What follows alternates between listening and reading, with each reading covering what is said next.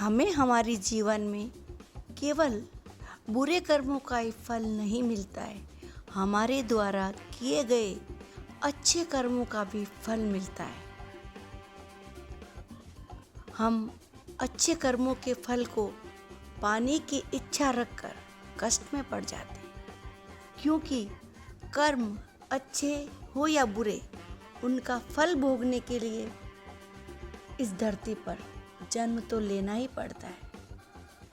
और जब अच्छे कर्मों के फल भोगने के लिए इस संसार में आते हैं तो हम फिर नए कर्मों का खाता खोल लेते हैं, अच्छे और बुरे। इस प्रकार कर्म फल भोगने के लिए इस संसार में हमारा आवागमन चलता ही रहता है। इसलिए हर धर्म गुरु ने धर्म ग्रंथ में, इवन हमारे घर में भी हमने यही कहते सुना है, कर्म करो पर फल की इच्छा ना करो। साईं बाबा की पुस्तक फकीर में साईं बाबा अपने एक भक्त को कर्म सिद्धांत समझाते हुए एक अलग ढंग से, अलग नजरिए से समझाते हुए कहते हैं,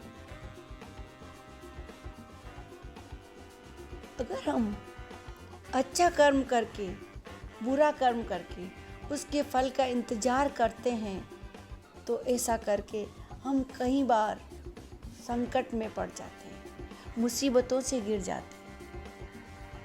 कर्म को समझाने के लिए बाबा ने एक कहानी सुनाई, एक कहानी के जरिए हमें अच्छे से समझाया।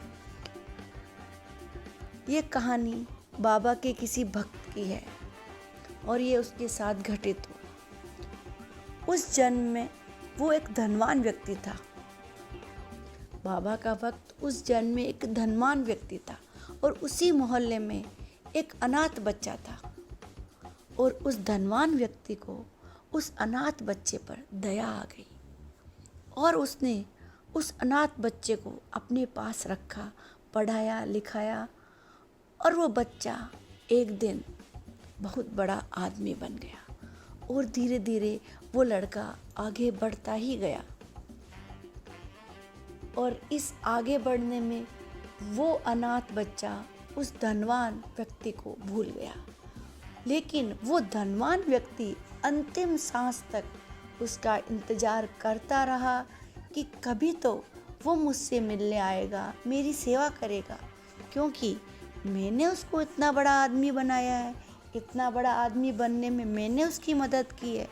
लेकिन लड़का नहीं आया और उस धनवान व्यक्ति अपना शरीर इसी याद में छोड़ दिया कि वो आएगा और मेरी सेवा करेगा। और वो धनवान व्यक्ति अच्छे कर्म के फल को पाने की इच्छा लिए हुए ही ये संसार छोड़ जाते हैं।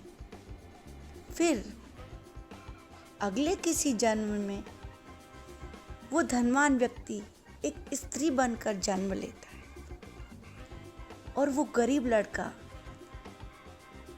अनाथ लड़का इस जन्म में उसका बेटा बनकर आता है। समय के साथ जब यह महिला 50 साल के जीवन जी लेती है तो एक दिन उसकी तबीयत खराब होती है, उसको हृदयाघात होता है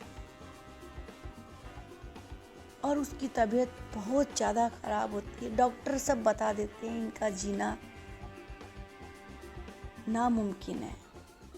लेकिन तभी एक चमत्कार होता है और उसकी तबीयत ठीक होने लगती है, रिकवरी फास्ट होने लगती है और वो औरत बच जाती है। और उस दरमियान हॉस्पिटल में उनके घर परिवार के किसी भी सदस्य ने उस महिला की सेवा नहीं की, सिवाय उस पुत्र के। उस बेटे ने उसकी बहुत देखभाल की। वही बेटा जिसने पिछले जन्म में सेवा नहीं की थी, वो महिला पूरी तरह ठीक तो नहीं होती है और उसको 5 साल से ज़्यादा समय बिस्तर पर गुजारना पड़ता है और उस बेटे ने उसकी भरपूर सेवा की। तो साईं बाबा हमें यहाँ ये समझाना चाहते हैं, अच्छे कर्म के बदले में फल पाने की इच्छा रखना भी कई बार हमें संकट में डाल देता है, क्योंकि उस व्यक्ति ने अच्छे कर्म के फल को पाने की इच्छा में, सेवा करवाने की इच्छा में शरीर छोड़ा, तो उसे अगले किसी जन्म में कष्ट भोग कर वो सेवा लेनी पड़ी। साईं बाबा बताते हैं, वो जो अच्छे कर्म के बदले में फल पाने की इच्छा रखते हैं और शरीर छोड़ देते हैं, उन्हें कष्ट भोगना पड़ता है। इसने उस जन्म में उस अनाथ बच्चे को पाला था और इस जन्म में बिस्तर पर रहकर उससे सेवा करवानी पड़ रही है। तो अच्छे कर्म का फल पाने की इच्छा भी कष्टदायक हो सकती है। इसलिए ही तो संत महात्मा कहते हैं, कर्म करो और फल की इच्छा मत करो, क्योंकि अच्छे और बुरे दोनों ही कर्मों के फल भोगने के लिए धरती पर तो आना ही पड़ेगा। और इस दौरान हम नए कर्मों से बन जाते हैं